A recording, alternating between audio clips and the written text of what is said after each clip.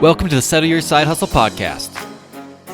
I started this podcast for one very simple reason, and that is to show you what it's like to actually start a business. Going from a side hustle business that I'm doing while working the 9 to 5 to being full-time in my business, living the life that I want, controlling my time, controlling my hours. And the number one problem that I had with every podcast I listen to on the market is that either A, they don't actually get down to the nitty-gritty. They're not transparent with you, telling you about their actual struggles. Or B, they've already made it, so there aren't struggles to share. And that's why I decided to start this podcast right here, right now, as I've just transitioned into full-time entrepreneurship, so I can actually share with you the struggles as I go through them, and you can learn from my experiences while you're growing your business alongside me.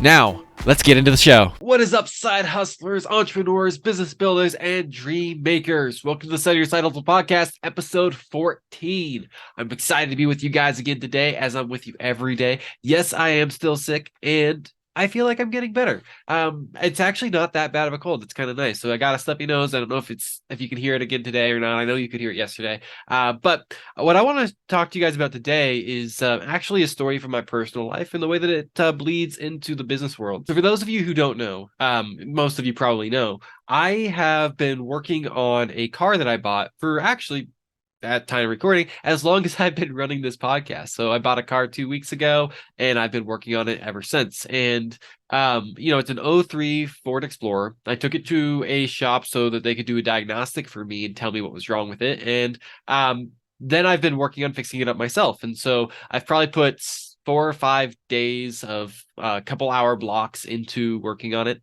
And yesterday was meant to be the final push. I figured everything out and I was putting everything back together. We got a final push, a final push for everything that was opened up, because we have parts coming in this weekend as well. So I got a rear wheel hub replaced, and then I replaced the intake manifold, and we're going to replace the front two wheel hubs as well, but those are coming in. We ordered those. So yesterday I put the rear wheel back on, put everything back together, put everything back together that had to be taken apart to replace the intake manifold, and then turned over the engine, and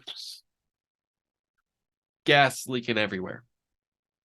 And this was at the end of yesterday. Actually ended up being pretty much 6 hours that I put into work, one long push to get everything done. Maybe 5 hours, but long push to get everything done. And obviously we made a mistake somewhere. I made a mistake somewhere. I say we because I did have people helping me, but it's probably me. So now there's gas leaking from the engine, and I was not able to figure out where this leak was coming from. I found a couple possibles. We fixed them and replaced some O-rings, replaced some simple things, but we can't figure out where the gas is leaking from. And so that's a big setback, especially since where the gas is dripping from the engine is not even geographically located with where we were working on things. And so my suspicion is that what probably happened is that something came loose on the opposite end of the end that we removed it from. So, we're trying to, for example, like the fuel lines, taking the fuel lines off of the intake manifold, maybe at the other end it popped off. I don't know. They can't see where the leak's coming from. Don't have any idea. And this is a huge setback. I was supposed to be done working on this car. My wife was supposed to have a car to drive. We're supposed to get it registered and be able to move forward with life. And well, now it's leaking fuel. And so it can't run, can't drive. Big, huge setback, right? And this is very similar to the you play the hand you're dealt, not because it's a good hand, but because you literally don't have any other choice. So you play it to the best of your ability. This is that kind of a situation where there's one clear, correct course of action. There's one thing to do. And you could say there's a million different iterations of how we do that, and that's true, but there's one clear thing to do. We do not stop working on the car and just leave it in our friend's driveway forever. We can't do that, right? So the only option that we have is to fix the car, figure out what's wrong with it, keep moving forward, keep pushing forward. And this is a conversation I like to have in business, the distinction between a speed bump and a roadblock, right? A roadblock is you're done. You cannot move forward. You cannot go this way. You have to pivot. You have to change direction, right? So a roadblock would be if in the case of when we turned the engine over, it literally blew up. Maybe you blow like 3 pistons or something. I don't know, but the engine literally blows up. Well, then we'd be done. We'd have to scrap it. We'd have to buy a new vehicle. But right now, that's not the position we're in. We're in a position of a roadblock. Roadblocks slow. I'm sorry, not a roadblock. Now we're in the position of a speed bump.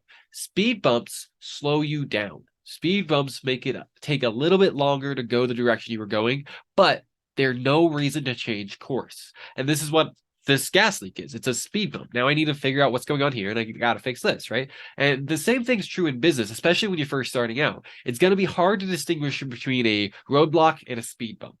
And oftentimes speed bumps will look like roadblocks. It's not nearly as common that roadblocks look like speed bumps, but that'll be a thing as well. And so what we want to learn as entrepreneurs, as business owners, is the discernment between the two. Is this a roadblock or a speed bump? Now, unfortunately, I don't have anything in the way of advice on how to do that except experience. In my career, the last 8 years, I've made the wrong decision on this numerous times. I thought that certain things were roadblocks, and looking back, I can see that they were speed bumps, and I should have kept moving forward, but I didn't. And I've seen other things as speed bumps that I pushed up against for a long time before realizing that, no, this is a roadblock. I need to pivot. And a pivot might look like, when you hit a roadblock, a pivot might look like literally changing the business model in its entirety, though that's very unlikely. It might look like changing your marketing direction on it, and it might look like changing your product offering. It might look like changing your target audience. Things inside the business are much more likely. And speed bumps literally just slow down a little bit, take a breath, rethink this. What do we have to adjust here? What inside our existing product offering needs to be a little different, needs to be a little better. For me, one of the biggest speed bumps that I ever hit in business was when I had a whale of a client who forced a chargeback after we fulfilled the service for them. They got exactly what they had. I actually have the voice message that he sent me still saved, where he admitted that he got exactly what he paid for.